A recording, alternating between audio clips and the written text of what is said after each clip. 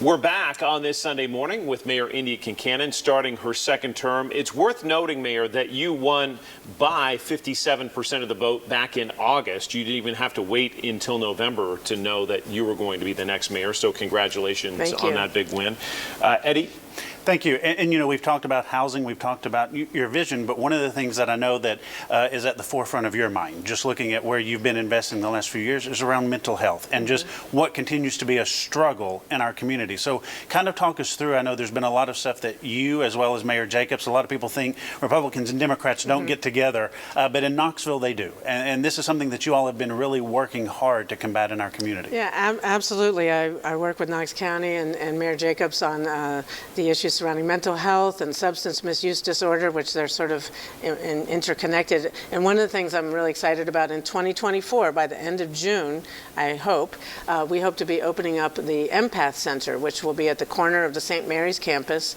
And it's going to be, I think, 16 beds for people experiencing a psychiatric crisis. And so rather than having to go to the emergency rooms of local hospitals where, you know, they're not so well equipped to deal with psychiatric crises, they'll have the care they need right there. So McNabb Center is going to run that. The renovations being shared equally by the city and the county, and the state of Tennessee is also partnering with us in that effort. So the needs are huge. We need more mental health care, for particularly for people without private insurance in our city. So this is a good step in the right direction, and I know Knox County Commission and Knox City Council have been working hard to bring a mental health hospital, as have I, to our community, because we just need more services in the mental health realm. Can you give us some perspective on that, Mayor? Because it feels like the pendulum swung too far one way when it comes to this issue. We talked about it last week on Inside Tennessee with Commissioner Ward, who is one of those proposing this hospital. But there was a big concern years ago that we were institutionalizing people who should not be in institutions. How has that mindset changed about entering into something like that again?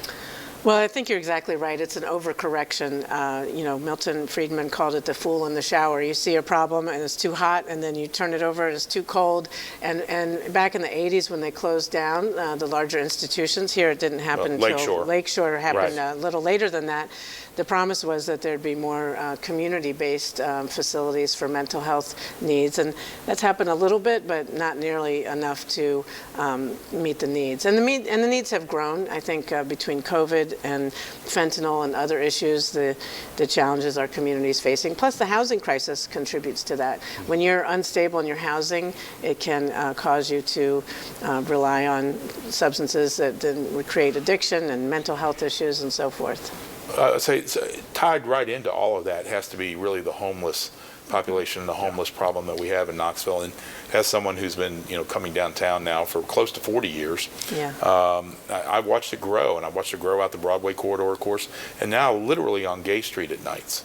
And what can you tell our audience really what we're trying to do to combat the homelessness problem and find stable housing or at least accommodations for these people? Because just as Eddie was talking mental health, they really go hand in hand, because so many of our homeless population do suffer from addiction and mental health issues as well. So what are we doing as a city? Well, what we are doing as a city is trying to be compassionate, but with accountability. So we support many organizations, the Volunteer Ministry Center and Salvation Army and other entities that serve the homeless with housing and assistance to get into that housing. We have helped build several new permanent supportive housing communities in Villa Manor, Flanagan Landing, Caswell Manor, and Callahan Flats are under construction. That's for people who really will never be able to live without support. That's the long-term solution. The short-term solution, I'm really proud that I partnered with Mayor Jacobs to open the first ever joint office with the city and the county on housing stability. And so that is Aaron Reed leading that. And for example, right now it's winter, it's cold. We need more warming centers, and they can't all be in one place because people experiencing homelessness are spread out. So she is helping to coordinate the effort with faith-based organizations and other community groups and volunteers to provide warming centers, to do clothing drives and other things, but in a coordinated manner rather than, my staff down under the Broadway on the corridor every night, clears out tons of waste where people have dropped off things that aren't really needed or are immediately thrown away. So we have to, that coordination is really key. Do you think that the services, and it sounds like we are trying to address the problem, but to me, it strikes me that the growth of the homeless population and the affect of mental illness is really outpacing what we're currently being able to do as a city. Do you feel that way? Well, the number one precipitating factor for homelessness is the lack of housing. Yes. So we really need more housing, and not just emergency shelters. I mean, Right. we need those too, but when people are on the edge, and that's why we have actually prevented thousands of families from getting evicted. We used money from the federal government during COVID to prevent that, and that money has mostly run out, unfortunately, but people are still experiencing housing instability. So we need, all the generous people of Knoxville to work through our Joint Office of Housing Stability to have that coordinated levels of intervention, whether it's immediate shelter for families or single people, or long-term solutions like contributing towards permanent supportive housing. For our viewers who aren't familiar with the HMIS system, this is a system that's put together to ensure that there's not duplication in services. If you go to the Salvation Army one night, the next night when you go to CARM, they should be able to say, oh, how was the support you received at the Salvation Army last night? Do you have confidence in that system? Is it working? Well, yes, the HMIS system is working, but we need a little more coordination. We have learned and a lot from other cities that have had a little more success in making homelessness very rare and short-lived.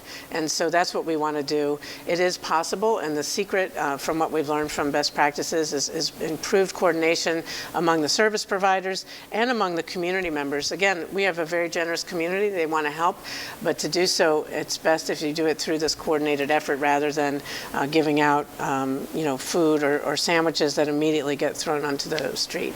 And we've talked about from the housing crisis all the way to homelessness as an adult, but one of the things that I don't think gets enough recognition is both what your administration as well as Mayor Jacobs' administration did with both City Council and County Commission of investing some money from that COVID money in children's mental health. Obviously, Child Help being one of those recipients where I work, but Helen Ross McNabb, because we know if we can start stemming that tide, we can slow the pool later down the road, especially around mental health issues for children. Well, every dollar we invest in the well-being of children and families of young children is a dollar well spent. I mean, we want to prevent and reduce adverse childhood experiences, and unstable housing and being evicted and having to move a lot is really hard on kids. So it's hard on their mental health. So I'm really pleased that we were able to send some of those federal dollars towards young people's mental health and through Child Help and other entities. So we need more of that. I see people experiencing homelessness who